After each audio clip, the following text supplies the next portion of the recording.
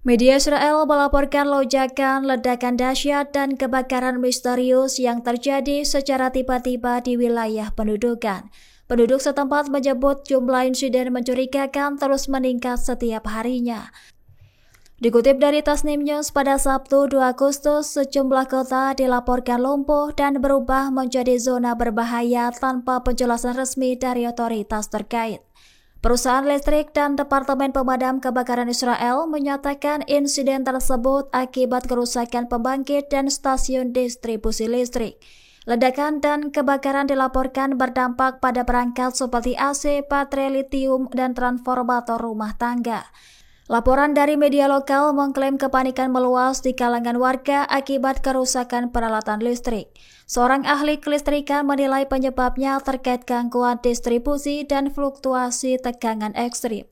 Gangguan tegangan tinggi itu disebut memicu korsleting dan ledakan lanjutan di berbagai titik strategis. Selain itu, insiden ini menyebabkan kerusakan sistem distribusi kota dan memicu kebakaran lanjutan. Para pakar listrik disebut kesulitan menemukan akar penyebab lantaran kompleksitas masalah.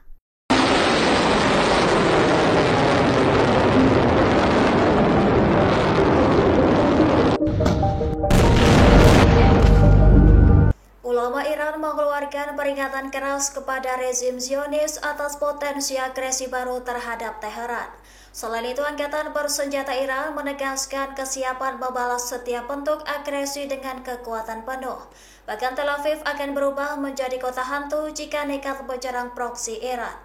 Dikutip dari Tasnim News, pernyataan itu disampaikan oleh pemimpin salat Jumat di Teheran Ayatollah Ahmad Khatami pada Jumat 1 Agustus.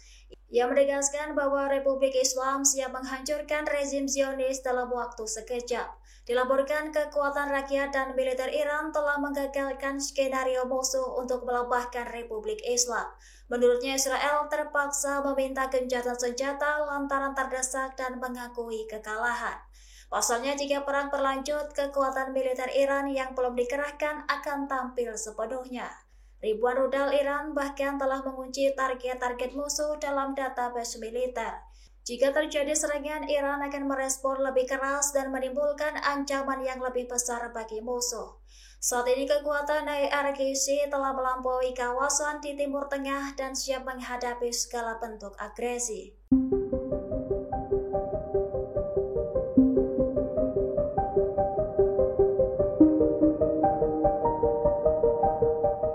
Pemerintah Spanyol mengumumkan telah menjatuhkan 12 ton bantuan kemanusiaan ke Gaza melalui udara pada Jumat 1 Agustus 2025.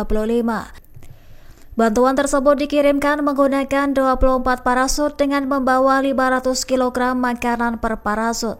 Logistik tersebut dikabarkan cukup untuk memberi makan sekira 11.000 pemukim di Gaza. Menteri Luar Negeri Spanyol turut membagikan kabar tersebut melalui unggahan video di media X. Unggahan itu disertai rekaman proses pengiriman bantuan dari udara menuju Gaza. Selain itu, Spanyol dikabarkan akan mengirimkan bantuan tambahan yang siap dikirim melalui jalur darat dari Mesir. Sementara itu, pemerintah Spanyol mendesak Israel membuka semua jalur darat secara permanen. Kini Spanyol dilaporkan bergabung dengan negara-negara barat seperti Inggris dan Prancis. Hal itu untuk menyalurkan bantuan udara bersama negara-negara Timur Tengah. Namun, Kepala Badan Perserikatan Bangsa-Bangsa mengingatkan bahwa bantuan udara tidak cukup untuk mengatasi krisis kemanusiaan. Pasalnya, metode ini kurang efisien ketimbang pengiriman bantuan melalui truk menuju Gaza. Meski Israel telah membuka lebih banyak akses truk ke Gaza, kelompok kemanusiaan menilai proses pemeriksaan perbatasan masih terlalu lambat dan terbatas.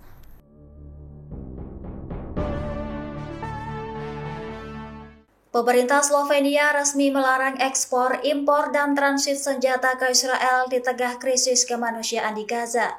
Diketahui Slovenia menjadi negara Uni Eropa pertama yang menerapkan embargo militer total terhadap Israel.